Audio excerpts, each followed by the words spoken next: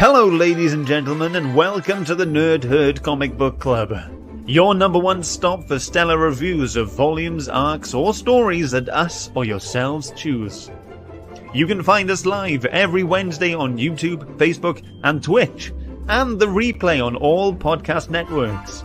Take a seat, get yourselves and your opinions ready, as it's time to join the herd. But first, please put your hands together for your hosts, Shane, Phil, and Scott as they kick off this week's discussion. Hello, and welcome to another bound to be great installment of the Nerd Herd Comic Book Club. This is the first pick of the next wave. It's not Halloween, it's the normal bog standard wave of comic books. It's my pick this week.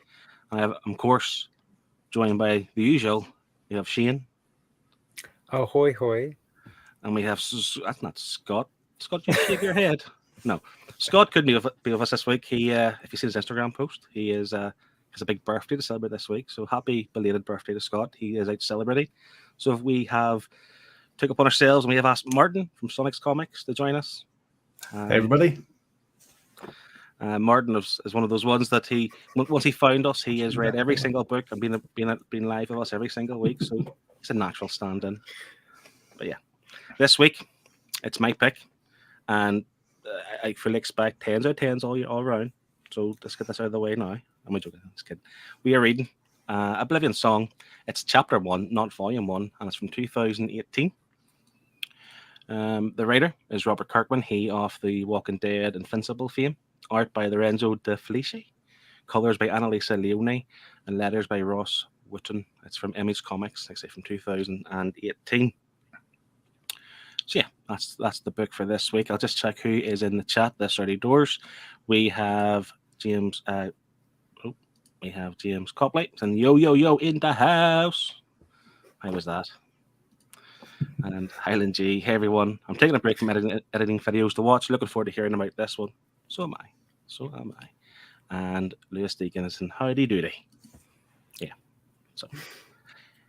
So that Oblivion Song, great book, great pick by me. It's actually one of the 5 first books that I've picked on my pull list. So I like Magic Order, I like the Cosmic Ghost Rider. When I was building my pull list, this was one of it.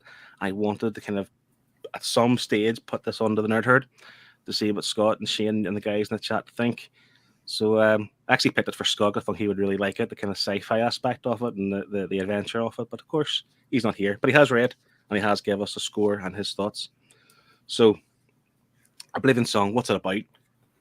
10 years ago, there was this kind of catastrophic scientific thing called the transference, where these kind of monsters kind of bled into the real world and people were kind of sucked into some sort of other dimension, which they refer to as Oblivion.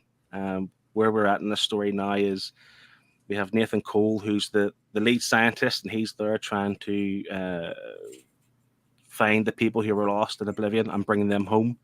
But of course, he has his own personal interest in this because one of them is his brother. But he's kind of faced with the idea that maybe there are people who don't want to come back to the real world, or what is the real world. And then, of course, the government funding is starting to dry up because they're not finding any more people as they once were. So we have to deal with the dynamic of that, how people are coping with coming back into the real world. And, of course, the emotional pull where Nathan Cole is trying his best to get his brother back because he feels guilty for something. But what is it? Maybe we'll spoil it for you. We don't know. So, yeah, that is Oblivion Song. I'm going to start with Martin this week, if that's okay, just because, I want to hear your thoughts. I hear Shane every week. It's, this is yeah. I'm going to be more positive than Shane, I think. Yeah. What were your first initial thoughts on this book? See, this is one I've been looking forward to reading for a while as well, because I like the sci-fi sort of style in my books as well. So I went into this with a little bit of a higher expectation. Overall, I did like the story. I thoroughly enjoyed it. I thought it was good. But unfortunately, I have got some nitpicks in certain areas. But yeah, It's okay. overall, I can mute you at that time. I'm never going to say them. I'll just hit mute, and no one will ever hear them. I'm just kidding. Go ahead, sorry, Martin. Oh yeah, so I found it a good story. I like the characters. I didn't feel this volume really was enough to get to know some of these characters. Mm-hmm. I just felt as if this felt more like a prelude to what the series is going to be about. That's why I think they were very careful in choosing the words chapter 1. Like, it's not a volume 1. It's like Shane, you mentioned before, start, middle, and an end. It doesn't have this. It's literally telling us, the reader, here's what happened, here's the big players, and just let the story plot along nicely and introduce you to them all. And then obviously they're going to be building towards the future volumes. This is a 36-issue run in total. It ended just a few months back. And it is going to be apparently going to be adapted into a movie starring the incredibly good-looking Jake Gyllenhaal. That'll be good if it ever gets made. But yeah, Shane, what were your first thoughts? I think you summed it up when you said, like, this is like our bog standard wave, and you started with a bog standard title. So like, that's a great way to introduce this book. I'm not going to be super negative. I really enjoyed the premise. I think it's a great premise. It's really good idea. The world is great. It's just the writing and the characters are very off-putting. Is the politest way I can put that. I actually thought the characters was one of the strongest points, to be honest, in terms of how people cope with being back into the real world, you know, with their PTSD, and how they have this kind of like how would you put this, like a soft like feeling towards the Oblivion, and it's called the Oblivion Song. So it's like, that's the sounds in Oblivion. Whenever there was no monsters chasing them, they could sit back and just like relax and listen to what was going on. Monsters in the background, the birds, whatever. And like, I think the second time around reading this, I definitely focused a lot more on the people, and I thought it was a delight. But they did a really good like PTSD moment when he meets the girl outside in the cafe. Mm-hmm. You know, and she's been back a couple years, and you know, she's finally got a job where she can work on her own, and there's nothing like distracting her. And then the dogs bark, and she's right back there. You know, that was done well. But I think other parts, like Duncan, he's angry and aggressive, and I get it. You know, it's another form of PTSD. But he's not endearing or likable now, because as soon as you see him be that aggressive towards his wife, and you find out his wife met someone while he was away, well, you know, now you want her to be with the other guy, because Duncan is not a likable character, and it's not his fault. Yeah. But the writer didn't endear him to you as a reader, and now they expect you to feel sorry for him when he sees his wife and her boyfriend, so to speak. It's just the characters are written a little bit weird, especially when you get to the characters in Oblivion. I don't know, you just can't relate to them. And I know obviously you can't relate because you're not trapped in a demon world or a monster world. Maybe we are. Well, exactly. I mean, if they're willing to stay there over coming back here, what does that say about this world? And that's where the disconnect happens. You know, I know no one wants to pay taxes and no one wants to work 5 days, 7 days a week. But I also don't want to be chased by monsters the size of buildings and fight for my life every single day. So I really can't understand the holdouts over there. You know, like, it makes no sense from an apocalyptic point of view. You know, like, everyone in The Walking Dead would go back to the world the way it is in a heartbeat. If you offered them a doorway, they'd step straight through it, because they don't want to deal with zombies every day. You know, yes, all right, they don't have to pay taxes, they don't have to go to work, they don't have to worry about the hustle and bustle of life, but they can also sleep through the night without worrying about being eaten alive. And you just don't have that feel from the holdouts. It's this whole weird thing where they're quite happy to be over there. And realistically, if you were coming back from Oblivion after 10 years, I'd like to think you wouldn't be expected to go back to work, you know. Here's your benefits. Just relax. You've had a hard 10 years. Just chill out, you know. Yeah. But interestingly, you mentioned about like comparing to The Walking Dead. I think you go back to the way things were. for this, what I'm taking from it is that the people can't. It's not so much that they want to stay where they are. I just think the whole thing that happened has impacted everybody. Like I say, with Duncan, who was there, and his wife, who obviously had to deal with losing him and then finding a new love, and then he obviously suddenly appears again. It's like it didn't just impact the people who were taken to the other side, but the people who were left behind, and it's maybe not possible for them all to get back as things once were. I think they tried telling that as well through I've got it written down. Is it the Crenshaws, the ones that were saved at the start of the book? So I think they tried to tell that subtly through the story about people that have been brought back and struggling to sort of get back into how things were. So I do agree with you there. They did try and tell that, but I don't think they emphasized it enough. Yeah. To sort they of did with the girl when he's talking to her at the cafe, because he says to her, like, would you go back? And she's like, no. She's like, my worst day here is nothing compared to my best day over there. So, so that sums it up. And to have people holding out to stay over there, it was an odd choice from a creative point of view, I think. Yeah. Just want to check up some latecomers in the chat. We have Dominic from the Comic Book Report saying, late again. Hey, everyone. That's okay. You're here. And Connie, hello.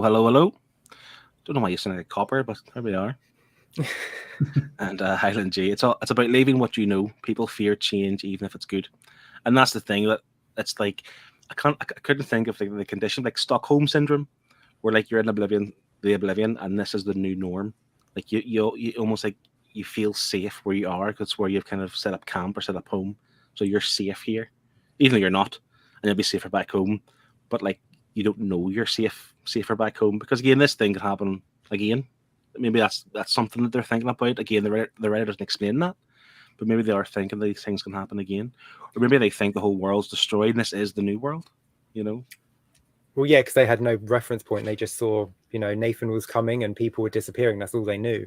They had no idea what had happened. But once he explains, Ed is still like, well, they don't want to go back. And you could have explained that away had there been, I don't know, like a massive prison in the middle of the city that was taken. Mm-hmm. And then these are the prisoners. They obviously don't want to go back because they know they'll have to go back to prison. And it would explain why they've survived so long. They're the dangerous, the dangerous people that aren't, really supposed to be in society. So they could be not only survivors, but a threat to Nathan. It's weird to find this colony of people that just don't want to go back. I'm hoping this is explained more further on, because it'll give me a little bit of justification for reading further on. But for a volume 1, that should have been tackled here. We should be knowing why they've done what they've done from the get-go, why they don't want to go. So it's missed opportunity. I agree. But like I say, I think that's why they carefully worded it as chapter 1, but from my recollection, I mean, I've only read up to issue 24. It's actually one of the reasons why I picked this, because I want to go back and read the final 2 volumes of this, but I wanted to kind of refresh my mind of how the story started. It definitely is more entertaining, more dramatic, so definitely there's room for improvement. So that purchase you made, Martin, of that hardcover, don't worry, it's you won't regret that, and I don't think you'll regret it anyway. If you enjoyed volume 1 to a certain point, it does get better on as the story goes. Triple D Comics is in the chats, and evening chaps. Connie is saying this has been on my TBR for ages, so I'm glad it was picked. And she agrees that I don't think we have had enough explained. But I wonder if that's, like I say, on purpose. Like they just want to introduce the big players, and then you'll get the full story as we go on. Because even like that guy Keith and the Faceless Men, there are other aspects to Oblivion that have, they've only touched on very briefly, and there's a lot more things to expand on. But we'll move on to the art. What did you guys think of the art? Shane, what were your thoughts on the art? Oh, thumbs down. You hated the art? I hated the art. I didn't hate the scenery and it, like the Oblivion, the world Oblivion was great. The monster design's great. You know, the backgrounds all being destroyed and all the monster stuff, fantastic. But when it got to the real world and the people, it was just not very good at all. Wow. Lacking. Some of the faces were quite strange looking.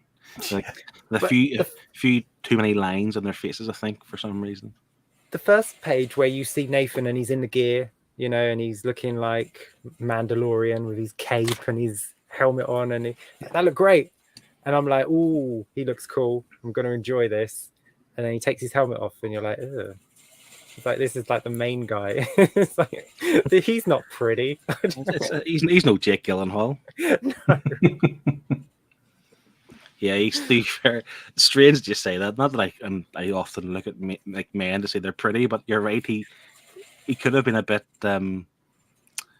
more Hollywood, I suppose. A bit more leading man. Yeah, but he wasn't really. And even towards, you kind of get bits of it where he is the leading man in terms of, like, he is quite assertive. He's adamant with what he wants to do, but like I say, likewise, yeah, a little bit ugly.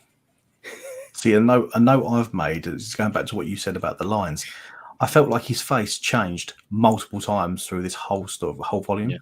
Like, 1 minute I felt like he looked old, then he looked younger, then he looked really youthful, very, not many lines, very sort of bright faced. Mm-hmm. And then the next page, he's back to the lines again, looking older, middle aged, and you think, where's the consistency? Do you think that that's like, I'm trying my best to kind of back them up. Like, they're thinking, well, you're going to be stressed if you're back and forth to Oblivion. You're going to be tired. You're going to be stressed. We'll give you stress lines, worry lines on your forehead. I don't know. I'm just trying to make things up from my own self, but I do agree. I mean, like Nathan, there were times he had far too many lines in his face, but you're right. There are times where he looked softer. Yeah. And it is strange and it's quite inconsistent. And it's one of those books too where I know some people don't mind this, but I kind of do. Whenever they have people in the background, they don't focus on the detail. So there's a few blank faces.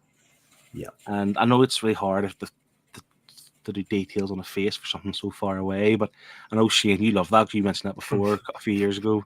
Just draw 2 dots and a smile, and that's all you need to do. But yeah. Connie, just have them turned away. If you can't draw faces that small, have them turned away so you just see the back of their head.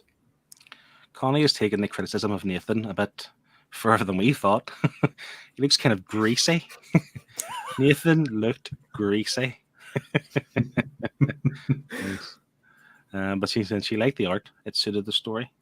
I think that's fair too. But I definitely think, going by what we were saying here, stuff in Oblivion looked great. A bit cartoony at times, but I think it's meant to be, of course. But yeah, I was a fan of it. Shall we go into some pages? Because Shane, you've already mentioned my page, so I will go into. Yeah, we will see what we have here.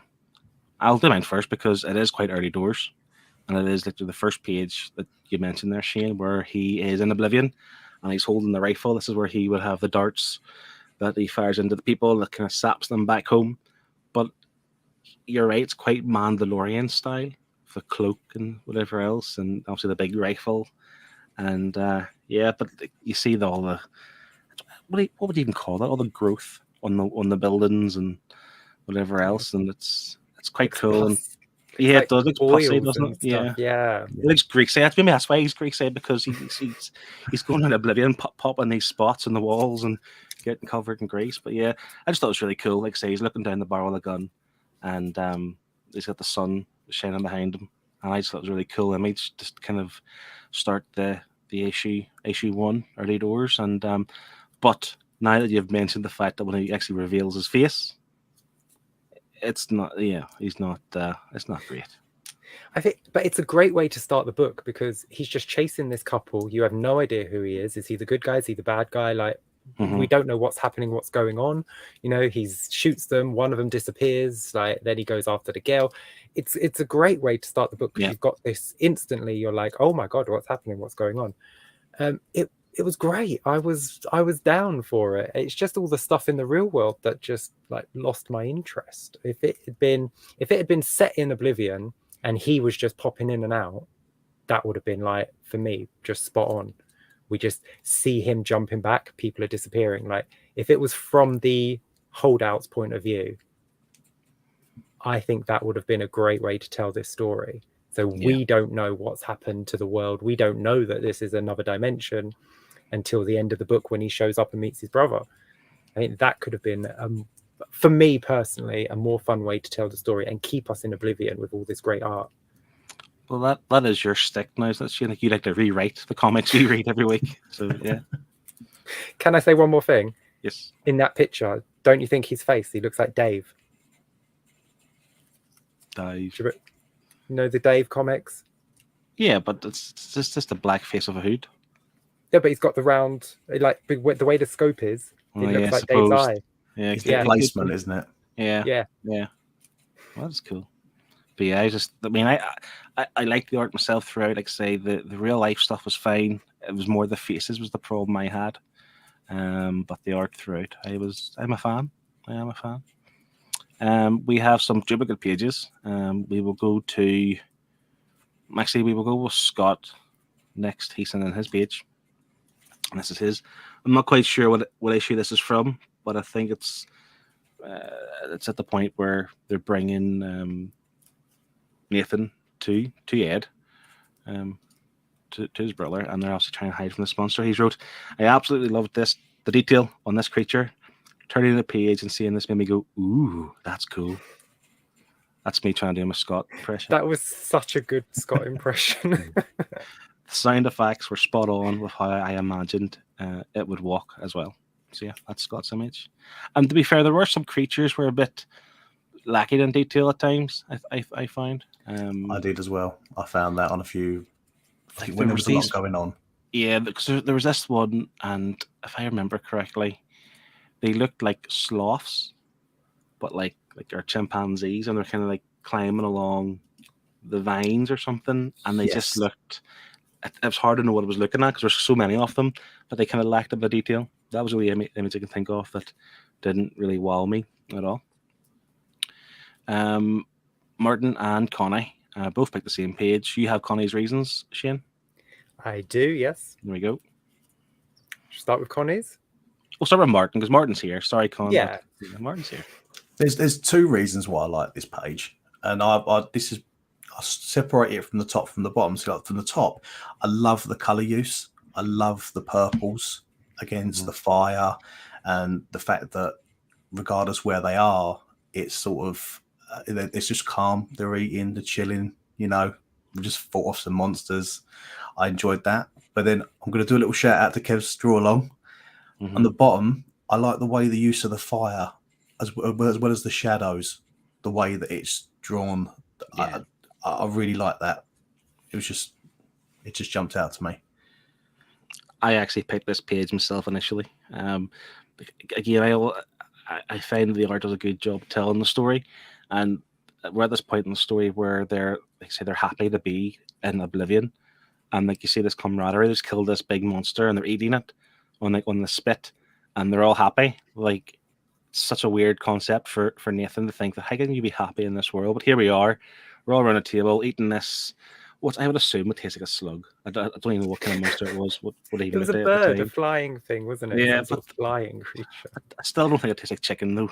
You know, well, he's got a leg in his hand down there, yeah. So yeah, it's as close as you're going to get to a normal day, isn't it? It's like it was a scene from a normal day in our world, but in Oblivion. 100%, and that's why it stood for me. The fact that this is their life. This is a good day in Oblivion, and I think I've done a good job of showing us that.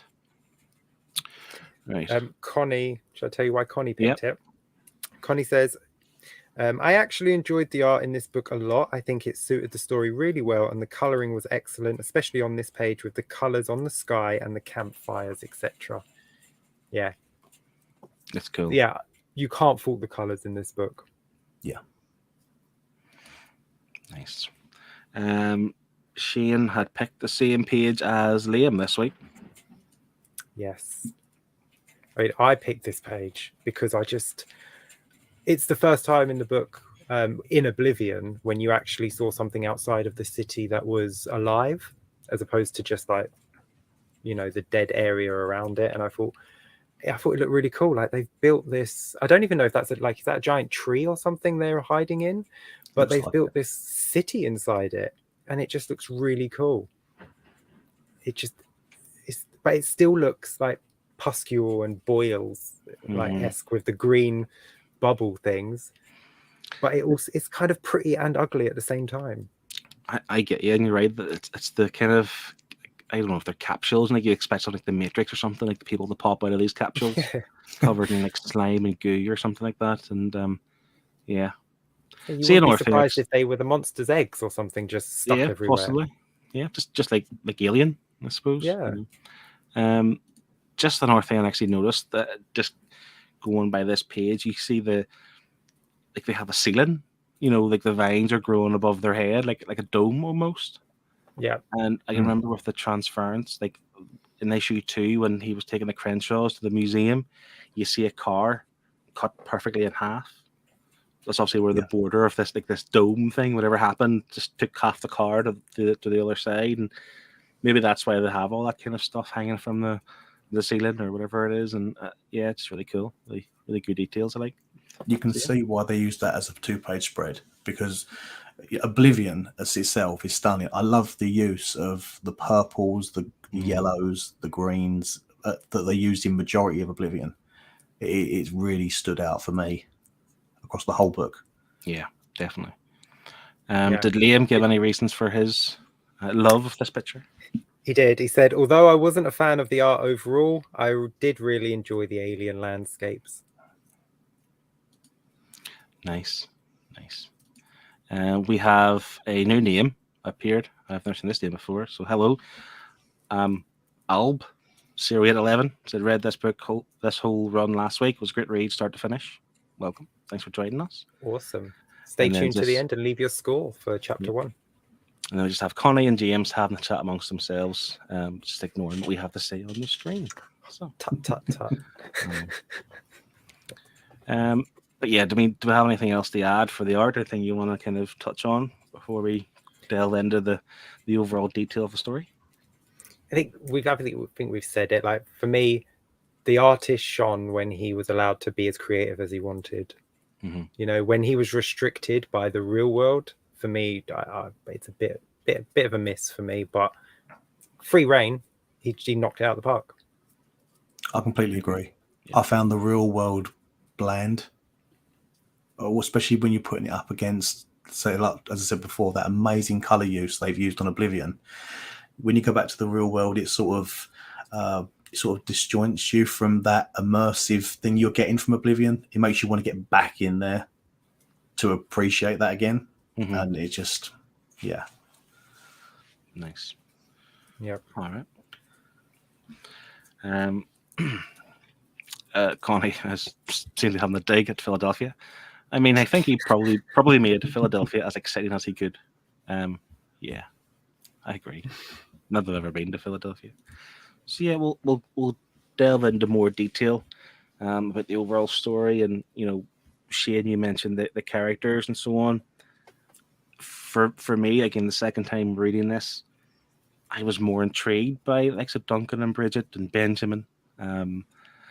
Again, with Ed and Nathan, it was more like anticipation. If you think Ed's going to maybe blow Nathan's head off at some stage, and next thing they're just hugging and whatever else, and I just liked the way the characters were together, even to the point where I forget her name. It was Ed's partner, who looks like who had one of the best lines, I think, in the book, whenever Ed called her bodyguard, and she says, well, I guard more than just your body, or I do more of your body than guard it, or something. Yeah, it's funny, it's good.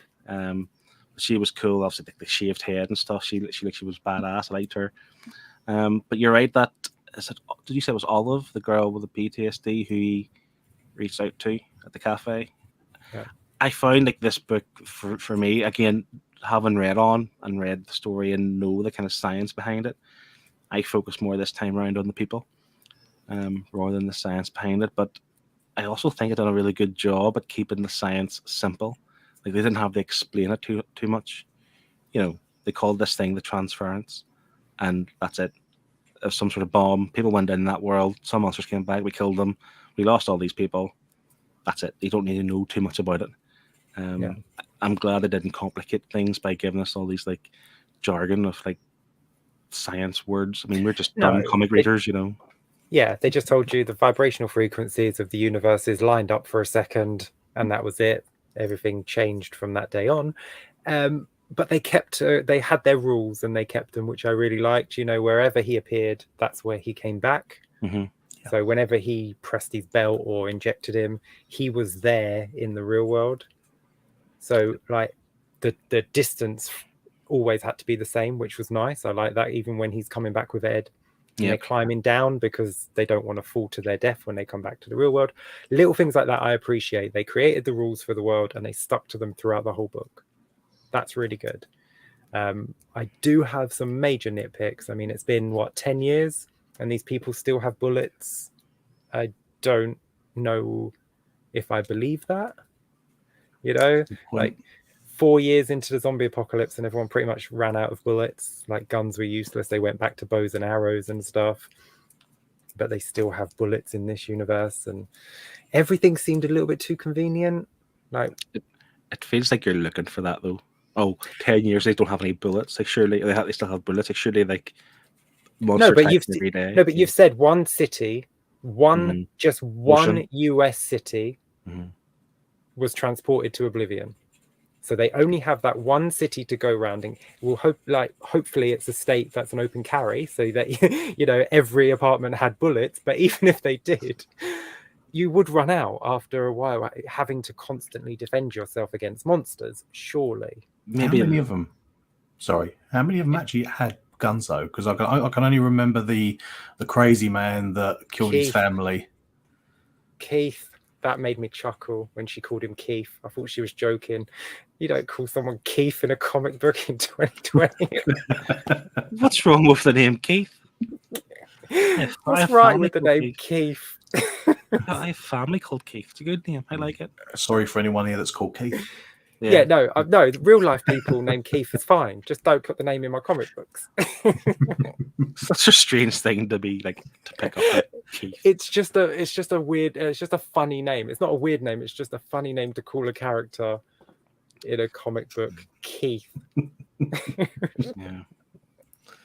But you know, even like you're right. Keith had a gun. It was a shotgun, I believe, wasn't it? Yeah. So again, with that, you know, how many bullets you can only fit 2 in one in the shotgun? So maybe he has a short supply, and he's just rationalizing. Yeah. Because they were using bows. They were using bows. They were using like what they're called now. Compound whenever those big bird monsters attacked, the ones they're eating, they used bows and stuff, didn't they? They were telling me they're the way, and so yeah. Okay. But they did have bullets too, and you're right. Like the idea, if you have bullets, plus the girl, I'm terrible with her name. Ed's partner, she had a gun, I believe, didn't she? Maria, I think she had a gun, but again, she didn't use it. She maybe threatened to use it. But yeah.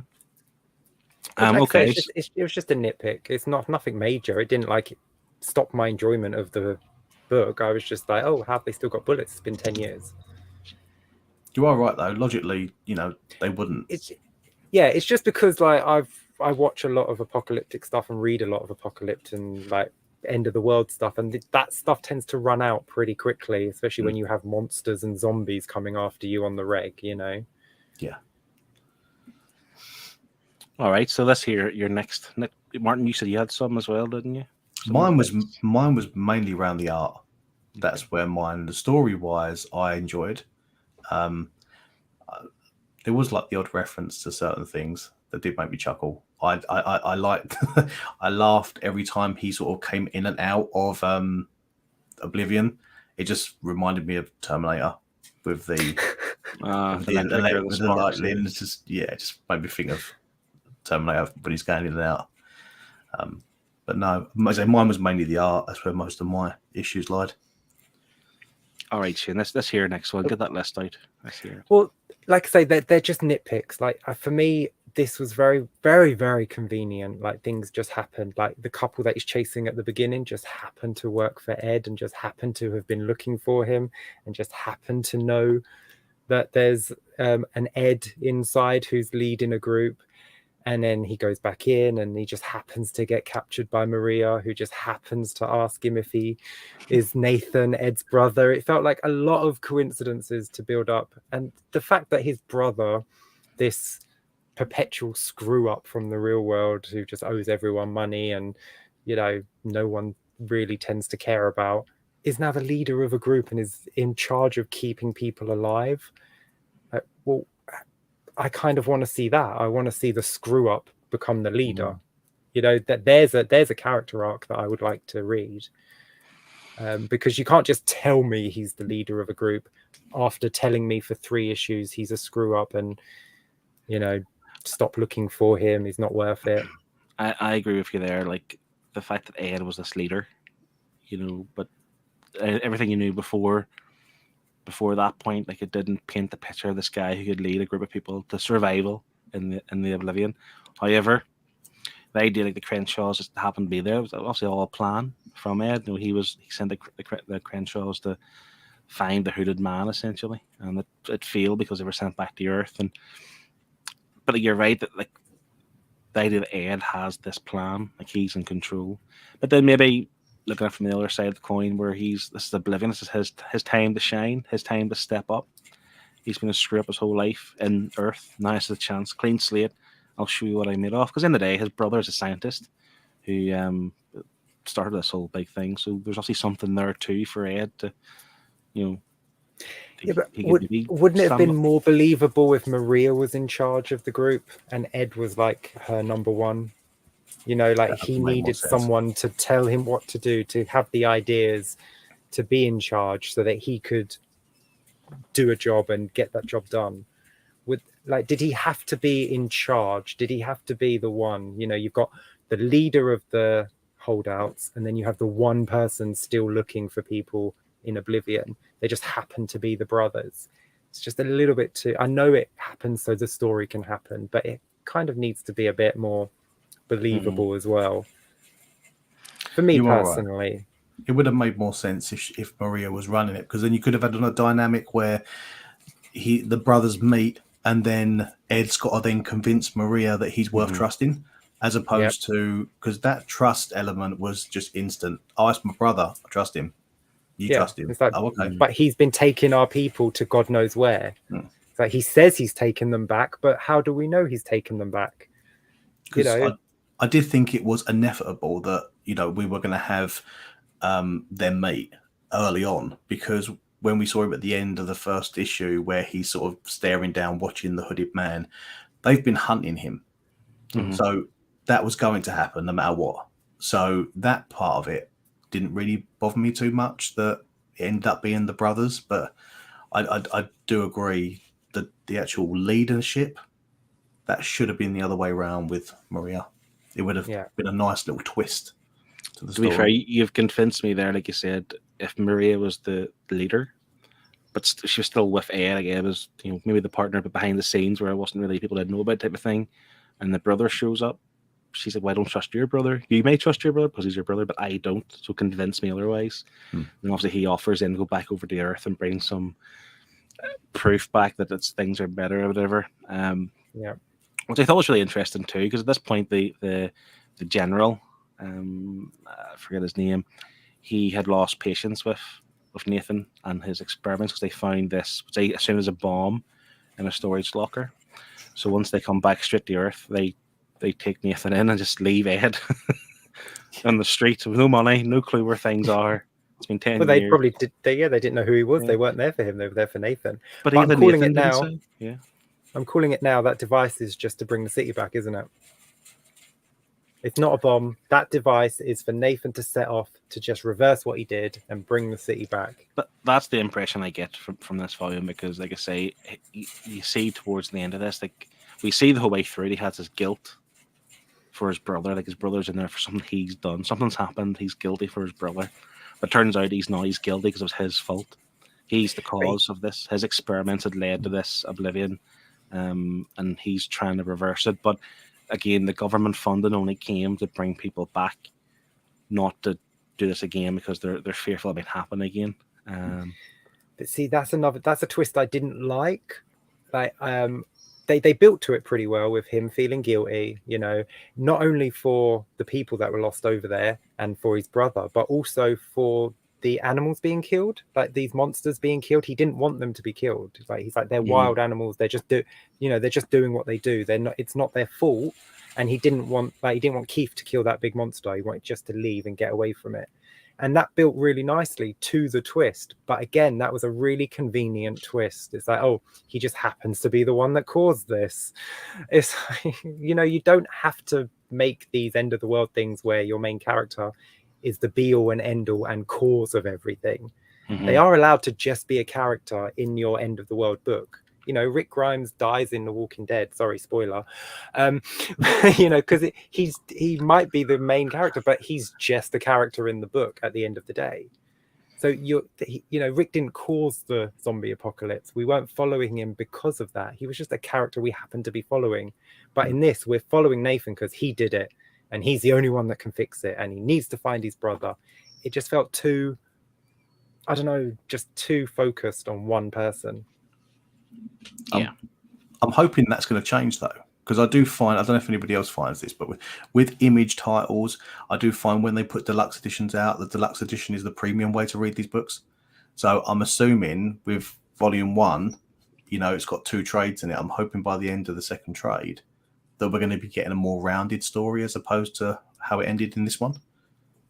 So I'm going to give the other one a read and see if it changes my opinion. You just need to go in deep and just buy the remaining 2 deluxes, Martin. Just buy them and I will. them. I no doubt will. But see, I've been really forgiving on the ending of this because it does say chapter 1 and not volume 1. So do you notice I haven't been nitpicking about the way it ended? Yeah, I agree. Highland J has offered some thoughts on the bullets. He said bullets would become like currency, traded for killed beasts. We have another new name, Calais Comics. How's it going? So they don't want to come back, and that's the dynamic that Nathan is facing, essentially, because he's losing his funding for this project because he can't find other people who just don't want to be found. Yeah. Overall, I like the idea of it. The House of Nerd Show, is here. Hey. Wonder if you'll change your name to the Christmas house. I can speak. The Christmassy House of Nerd Show for next month. They were the haunted house, weren't they? Who knows? It's difficult because I obviously have read up to issue 24. I know at the end of there's a lot of twists that happen. They're on the books. So I don't want to give anything away because it does sound like you may want to read on, Martin, especially if you enjoyed that first volume. And I wouldn't want to deny you the impact that they had on me as well. The other thing about this volume, as we mentioned, it's like an introduction volume. The fact that they introduced the faceless men, and you don't know anything else about them apart from the fact that they have done something to Keith, your friend Keith, his family. And of course, he's been the one that's been accused of killing his family because he kind of like ousted, wasn't he, from the main group. So it's kind of like laying down a bit of information on them, obviously to be utilized later on. Because, I mean, there was a point in the story, and I can't remember what it was, but they were talking about the energy that was used to create this. They didn't have enough in this side of the world, so there had to be something from the other side to kind of match the energy to create like this. Pulling them through, he said, didn't he? I think that's what he said. Pulling them through, high blood, bumping the energy levels up because they couldn't.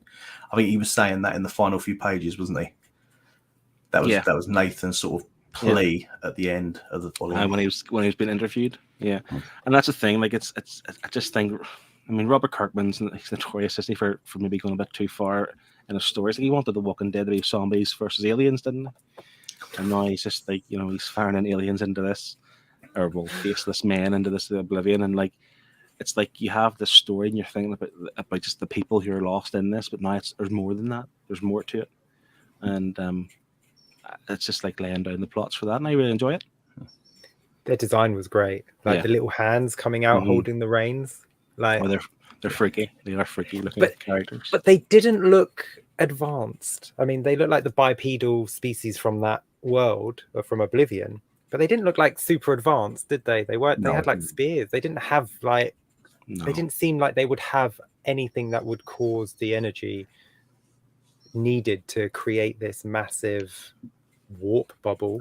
Yeah, but then maybe I used to think that too. But then like the whole Oblivion thing, the fact that it's just like this growth from the buildings, whatever else, like that's the energy, I suppose. Really, not like they have a device or something that's going to bring it back, but maybe they are the kinetic or whatever energy. That's what's used to kind of top up whatever Nathan needed. And yeah, Kelly Comics is saying I need to read this again.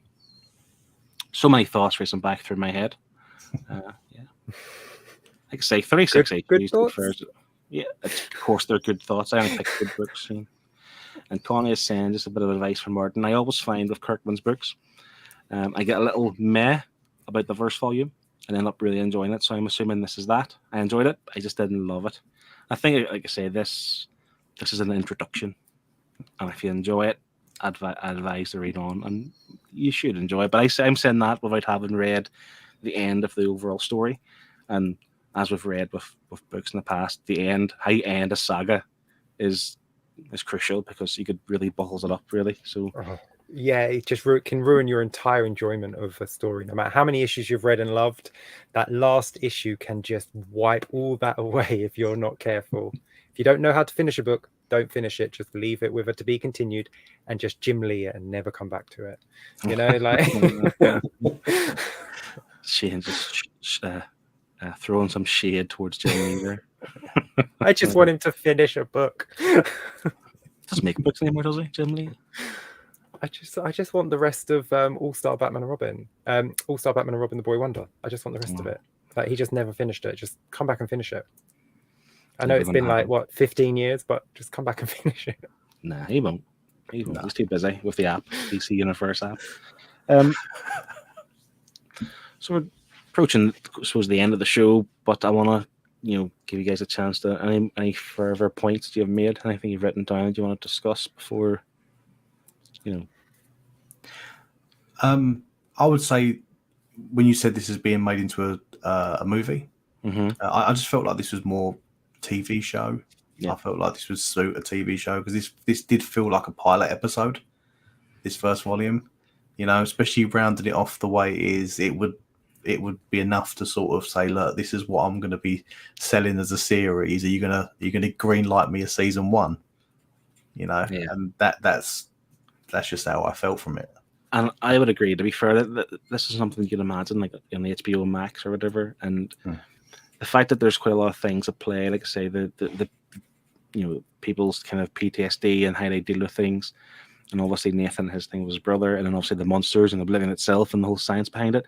It's hard to include all that in the movie and give everyone everything the time of day. I mean, you could maybe do like a trilogy of movies. Who knows? I don't think it's going to be a big blockbuster, to be honest. No.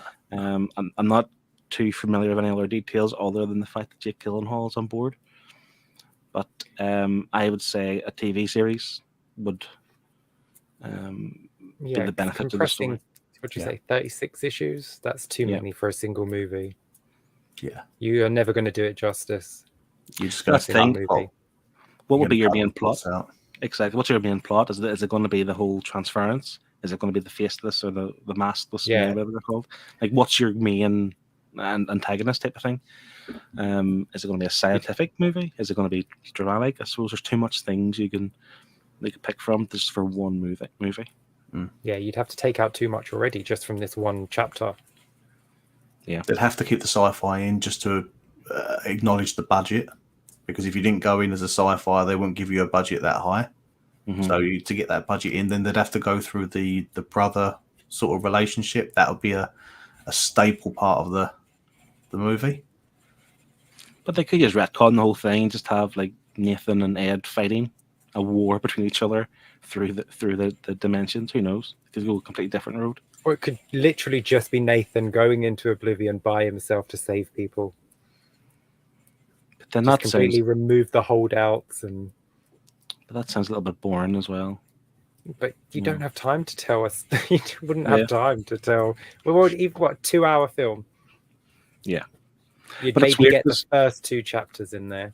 because I would say if this was a TV series, there'd be a lot of those kind of like those like Walking Dead style filler episodes where they're quite boring. There's kind of a lot of Bottle detail. episodes. Yeah, exactly. I think you would have a lot of those with this series. So just give us an action movie then instead. But like, I think you need those at times to kind of get you through the overall story. Yeah, because I think that's a problem with Kurtzman's writing. He doesn't have any of those character moments. Like, I've read the first 100 issues of The Walking Dead. I had to stop at 100. But like, things just happen. Like, literally, it's just happen. Like, there's no slow build to anything. There's no like, the drama is just completely removed from the comic book. And I know people complain that the TV show is boring and it drags, and it does in places. But the first 5 seasons of that are just character growth and building. And then you've got the slow moments that build to the big climactic showdowns, and it's fantastic. Whereas in the comics, you just get through things. Like, I think by issue 12, they've already dealt with the governor, and they've already moved on from the prison, and they're already, it's like, this was the first 3 seasons of the show, and you've got through them in the first like 2 trades. It's like, slow down a bit. Wow.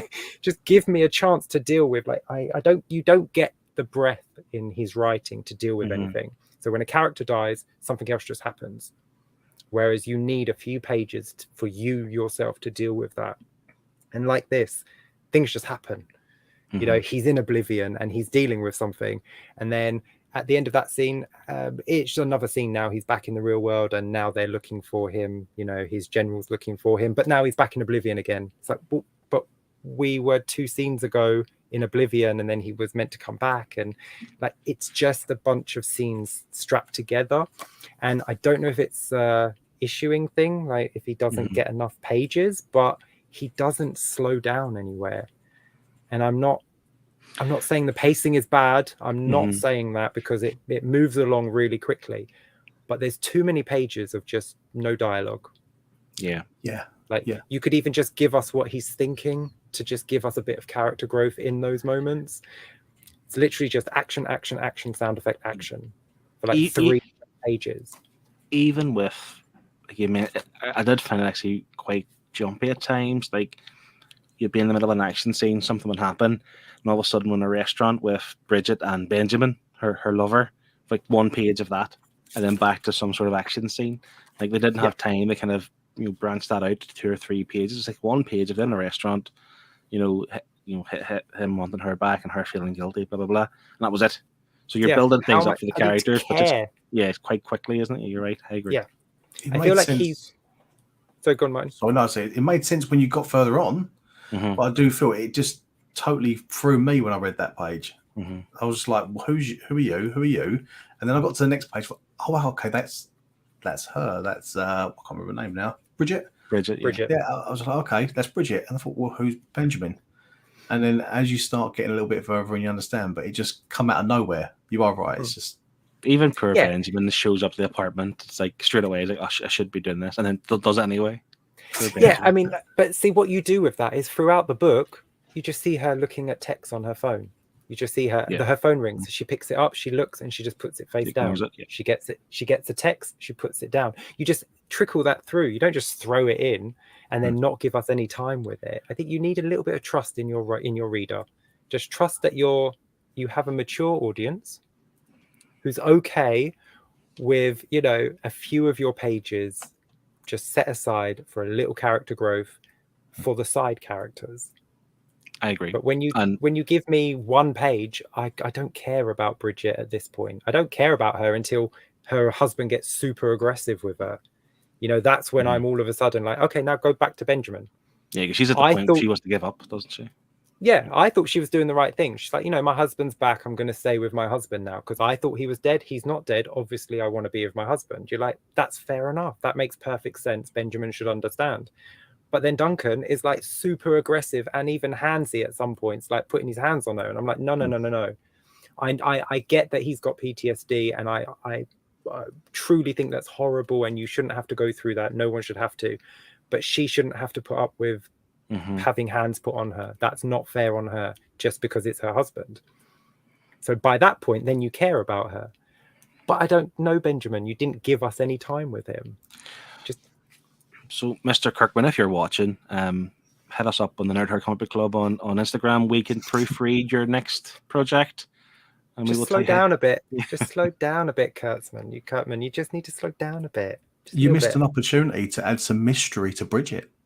You know, doing it with doing it with the text messages would have added a little bit of mystery on the back of their relationship, seeing the PTSD in the forefront, seeing and then you see him getting aggressive, and you're like, why is he getting aggressive? Is it because she's always getting phone calls from someone she's, is this a thing that's going on with them?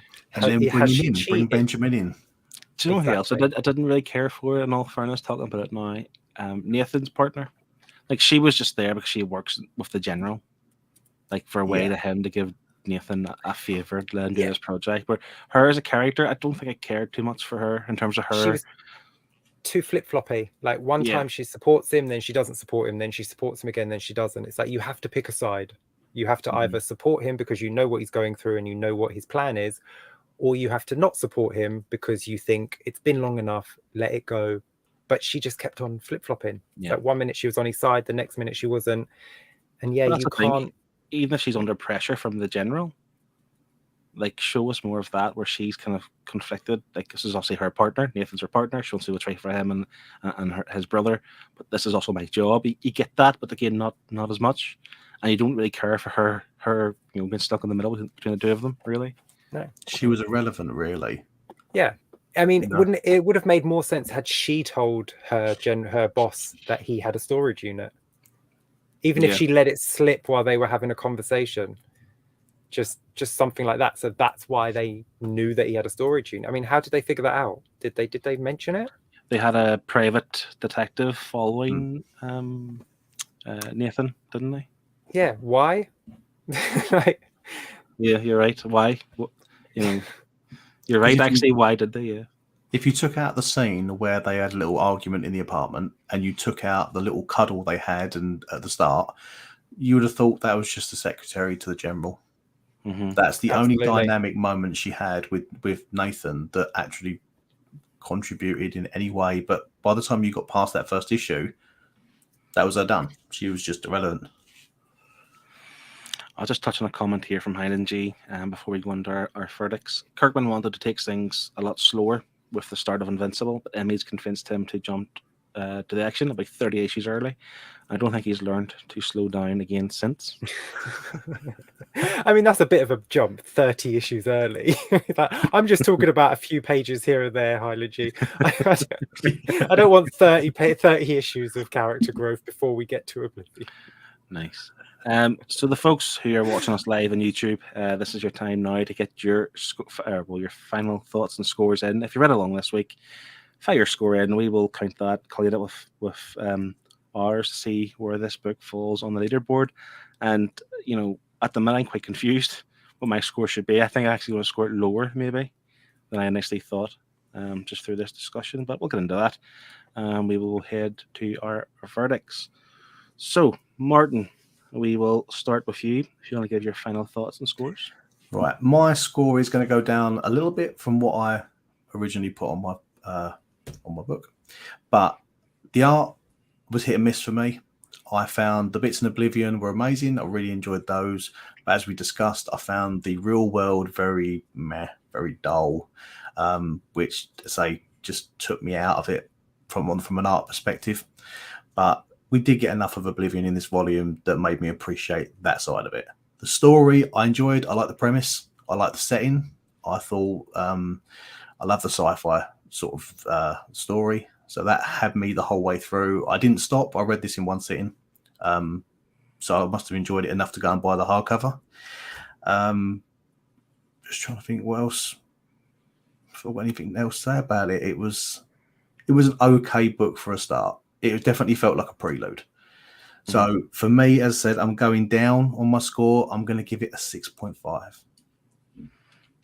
6.5 from Martin. Shane? I know I've sounded like super negative on this book. Like I was nitpicky and stuff, but I actually really did enjoy reading it for the most part. Because like Martin said, the premise is great. Mhm. The whole idea of the book, the world building, the monster designs, like I really, really enjoyed all of that. It's just the normal world stuff with the characters there. I didn't care about them, but that's because I wasn't given enough time with any of them to care, unfortunately. So all the stuff in Oblivion I absolutely loved. That part of the book, that's where I wanted to be for the majority of it. Every time they jump back to the real world, I just couldn't wait for Nathan to come back to Oblivion. So if the next volume is more in Oblivion than in the real world, which I doubt it will be, because now he and Ed are in the real world, but we'll see. I'd enjoy it a lot more. I wasn't a fan of the art overall in the real world, but again, like Martin said, in Oblivion, it's gorgeous. Free reign for the artist. That's where he shines. It is fantastic. I'm going to score this a little bit higher than I initially have written down, because after talking to you lot, I enjoyed the book a bit more. So I'm going to give this a 7. Nice. Yeah, we've got a few scores in the chat. This is your last chance where I give mine before we take yours and give a full overall score. I can't say much different than it's already been said. I agree with the art. It was definitely better to look at whenever whenever Nathan was in Oblivion. The real world stuff didn't bother me, but I did think the faces were quite ugly. Not greasy, they were ugly. At times, and there are times they were fine, like a bit softer than normal, but there was just one too many lines. I did like the idea that you've got people going through stuff like Duncan and Bridget and Benjamin, and obviously Nathan and his brother, and then Maria and her son, and this kind of conflict with having to go over back to the real world, whatever. Like this idea that you've been in Oblivion for so long, it's so dangerous, but yet you feel safe, and you don't want to leave that. Like I like all that, but I think Shane, talking what you've said there, like they didn't give us enough time with the characters, and it was a quick read, very fast, very breezy. I found, but maybe give us an extra page or two with some of the characters just to kind of beef out their kind of conflict and their kind of issues they have. Like you say, make us care more about them. I love the premise. I love the kind of the fact that the science is simple. Like you say, the vibrations. Recalibrate the vibrations to bring you back to the real world and so forth. It's simple and it's doable and it looks cool when it happens. I like the fact that Nathan, like when he's in Oblivion, he has the cloak around him and you don't see him in some panels. The monster's walking by, next thing you see the hood comes down, he starts to walk away. Like it's really good the way he hides. And also the idea that they have this big monument for people lost and he's carving out the names because he doesn't believe in this stone because like the government are giving up and he's not prepared to give up, obviously for his own selfish reasons. But overall, I enjoyed this. I have marked it down because I think my score was maybe too high because I'm too biased because I have read along. I know it does get better. This is an introduction. It's chapter 1.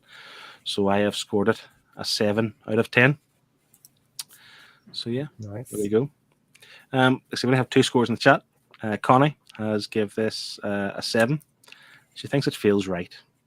Yeah. And Callie Comics has given it a 6 out of 10. It's entertaining, but I don't see it standing the test of time. And there's no gut, heart-wrenching scenes. If I don't get a Rorschach splat scene, it doesn't get a 10 out of 10. Yeah.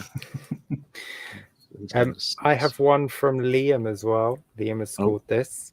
Nice. Liam says, yeah. Oh, no, give me Liam's. Give me Liam's. Liam says, unfortunately, I wasn't a fan of this book at all. The art was static, the story felt flat, and I didn't engage or feel a connection with any of the characters or the situation. I did enjoy the aliens and the alien world, and the concept was good, but ultimately it didn't deliver. It's a 4 out of 10. I think he's been a bit harsh there. I mean, even I wasn't even that harsh. And I've just been ripping this book apart for an hour. That's brutal. He's top of the table now of self storage. That's a him the rest of this season playing. No, that's Beth. Beth is top of it. It's same thing. So yeah, Scott has said, chapter 1 introduced a lot of things really well. I like the gradual drip feed of information for the transference and Nathan's brother to catch you up on the current situation instead of showing us everything at the very beginning. I enjoyed the multiple storylines and how something felt at stake for all the characters involved. I was happy that Bridget and Duncan actually have an interesting story with the relationship dynamic with Benjamin, which I'm looking forward to seeing that unfold. But saying that, I'm more gripped by the situations the characters are in rather than the characters themselves. The world building for the transference is good so far, but I'm hoping we see more of it, and I hope it gets a bit more complicated in the future. The science behind traveling between the dimensions was plausible as well. I love the color contrast between each world and how it made it easy to tell the reader exactly where they are. My only problem with the art is the lack of detail for the smaller creatures, and we see in the transference world. Like the creatures we see in the world. The creatures were the most intriguing part for me, and I was left slightly disappointed when only the larger creatures had more detail. As a sci-fi fan, this story really intrigued me, and I would really like to carry on. He has given it a 7.5 out of 10. Nice. So he has scored it more. I'm actually a few more scores in the chat. Bring that average back up because 4 is ridiculous. Sorry. So Dominic from the Comic Book Report has given it a 6.5. And Al 0811 has given 8.5 from me. Good solid read and love the art. Yeah, excellent. Thanks very much for your scores. So I love the art mostly, but not even a ... just but. Yeah, Thanks. So with the herd, with I lost track who gave what. So Martin gave a 6.5, Connie gave a 7, Cali Comics gave it a 6, Liam gave it a 4, Dominic was 6.5, and I'll, if I'm pronouncing that right, tell me if I'm not, tell me, because I'm not sure, of an 8.5. That gives us an average of 6.4. Add that to my 7, Scott's 7.5, and Shane's 7. That gives us an average of 6.9. Which is good. I like that. I think that's fair. I think it's a fair score. Okay. But let's see, where does it come? On the season 3 leaderboard, to say the second wave, first pick of the second wave, 6.9. That will go into third spot behind Self Storage and the Autumnal. I think that's fair. Oh, Yeah. push me further down, Phil. What's wrong with you? Yeah, I think, yeah. But I mean, it's the books. We don't write the books. We just pick them. You know, it's not like I take any glory from finishing top spot last season or anything like that. Yeah. So I just want to go through some of the stuff we have on the channel that's new this week. Last Friday, I done the first Omnibus. What's all the Omnibus about then? That was a live stream where I had Highland G and Comic Bound on. We talked about collected editions, books are arriving, books are coming out, things were picked up. Just a bit of a hangout, really. So check that out if you haven't already. The first quiz night to hit the Nerd Herd landed on Monday evening. And with a special host. A special host. But I don't want to tell you anything else about it. Just go check it yourself if you haven't watched it. All right. And coming tomorrow as well, we've had one every week so far. It is Kev's Draw Along. And this week is a Can You Smell a Black Adam is Cooking? So that'll be an interesting one. I believe that's 7 p.m. Tomorrow. Is that right, Shane? Sounds about right? Yeah, yes, 7 p.m. every Wednesday. Excellent. So Thursday, sorry, my bad. Thursday. Yeah. Yeah, because it'd be weird if it was tomorrow, but today's Wednesday. Yes, yeah. Yeah. Days of the weeks are hard. They are hard. Yeah, that's what we have on the channel. Look forward to more stuff coming your way. Thanks very much for everyone joining us in the chat tonight. Thanks to you guys who are listening to the podcast. All the links to the socials are down below, and I'll add Martin's in there too, because you can check him out at Sonic's Comics on Instagram. He will be posting more. I've persuaded him to do that today. I will be. Yeah. So all it's left to do is get your waves out. Bye. Bye, everyone. Love you.